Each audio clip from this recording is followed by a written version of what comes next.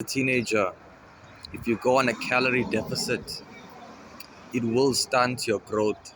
And no one wants that. Everyone wants to be lean, everyone wants to be muscular as a teenager, but if you do it the wrong way, it will cause you to stop your growth before it actually is supposed to stop. Unless you're fat, of course, because if you're fat, then the estrogen in your fat cells. There's no offense to anyone. I'm just stating what I know. So your fat cells has a lot of estrogen, which causes the growth plates in your bones to stop. So going on a calorie deficit will actually do you more good because you lose all the weight, and and then that will cause you to grow. But if you're a skinny fat, or you're skinny and you want to get muscular, or maybe you're muscular and you want to get like, you want to drop your body fat percentage, I'm going to give you a few things to do without actually doing a calorie deficit. So the first thing, you're going to want to cut out all the bad food, cut out all the sugar, consume less salt, only eat your mom's food. Most teenagers live with their parents, so I recommend that you only eat your mom's food. Try and have more protein, but not too much, because that will decrease your test. Give me 1 second. Try and have more protein, cut out all the sugar. That's step one. Step two is go for walks. Walking will help you decrease your body fat percentage, because unlike running will increase your cortisol, which will cause you to go into survival mode, which will then make you, um, when you're in survival mode, then your body likes to hold on to more fat to survive. But if you're walking, you're in a calm, relaxed state, and your body switches to fat burning mode instead of survival mode. So the first thing was cut out all the sugar. The second thing is go for walks, and the third thing is doing high intensity training. So you go for a gym session and you do your workout, but normally after you, wait, is this thing lagging? Hold on, my bad. So normally after you do your first set of bench press, for example, then you sit there for 5 minutes for the next set on your phone, scrolling to TikTok or something. What I recommend is you time yourself.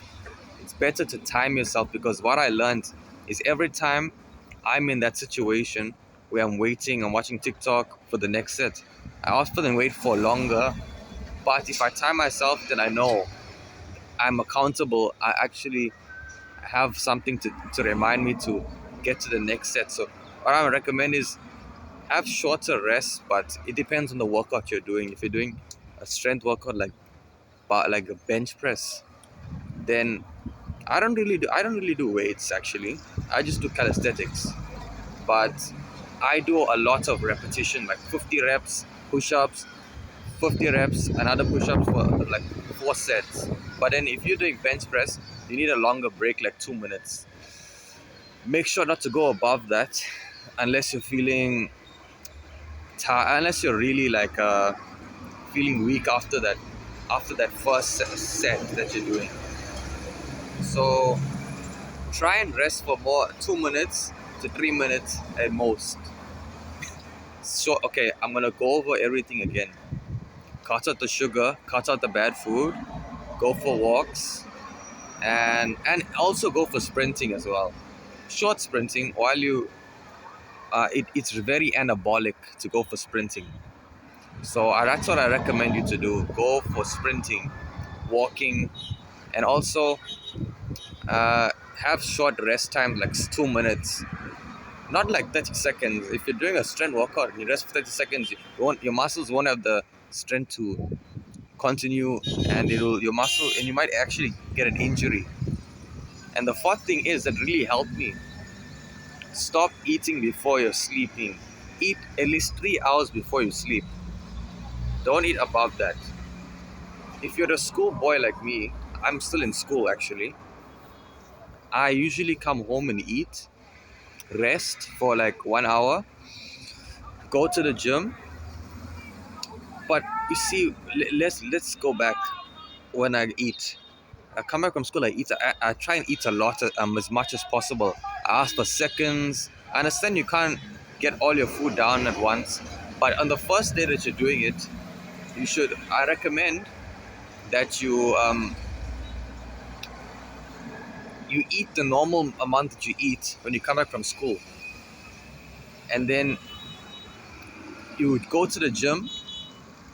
You come back from the gym. It's like maybe like late now, or maybe you're just doing your workout at home, and then you don't eat after that.